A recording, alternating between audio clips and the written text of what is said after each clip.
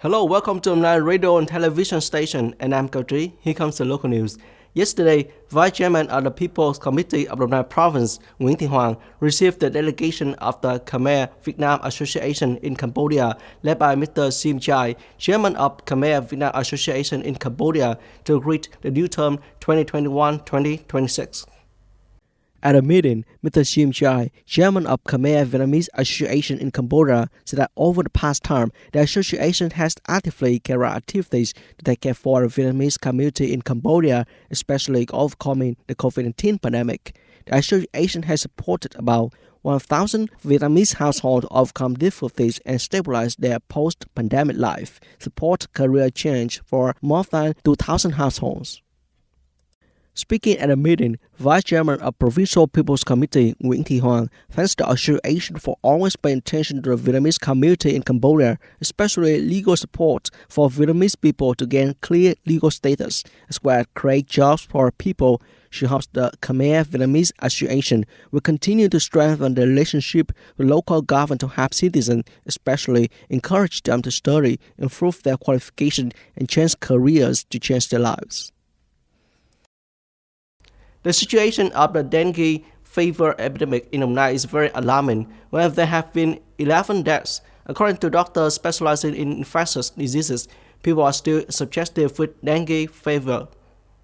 This 16-year-old boy had high fever for 3 days, and his family only bought antibiotic medication. When he was diagnosed with dengue fever, the baby began bleeding from the root of the tooth, requiring emergency hospitalization. Over the past month, the General Hospital has always been full of patients. The room of 2 beds turned into 4 beds, and most of the cases are dengue fever. Every day, there are 20 to 25 new cases of dengue fever hospitalization. According to the Ministry of Health, in the past week, the number of dengue fever patients across the country increased by about 10,000 compared to a week ago. The Health Sector recommends that people take initiative to prevent diseases by killing larvae, killing mosquitoes, and preventing mosquito bites. The Department of Science and Technology of the province, in collaboration with Long Thanh District Farmers Association, has just online training on applying scientific and technical advances in agricultural production for more than 70 farmers members of district.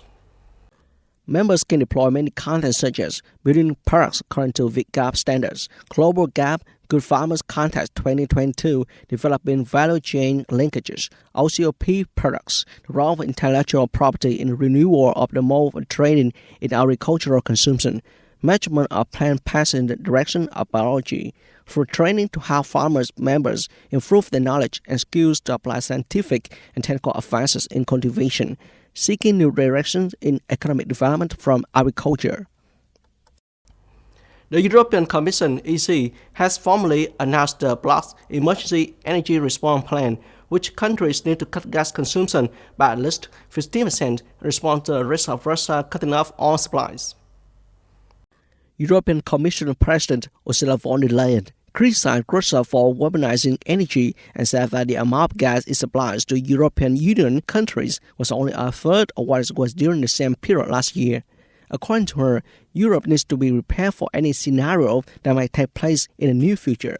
According to the plan, EU member states need to carry out 2 main tasks. The first task is to build mutual assistance mechanism between member states to supply gas to each other in an emergency. And the second one, which is the most important, is to immediately cut gas consumption by 15% between now and spring 2023. Ms. Leyen said, "What 15%? That's because this is equivalent to 45 billion cubic meters of gas, and by cutting this consumption, Europe can safely pass this winter in the event of a complete disruption of Russian gas supplies." Ukraine First Lady Olena Zelenska addressed about water use lawmakers from both houses of Congress. She thanks Washington for its military and humanitarian aid to Ukraine. However, according to wife of President Volodymyr Zelensky, Kyiv needs more. She specifically mentioned air defense system capable of intercepting Russian missiles. Zelenska also mentioned the deteriorating security, economic, and humanitarian situation in Ukraine.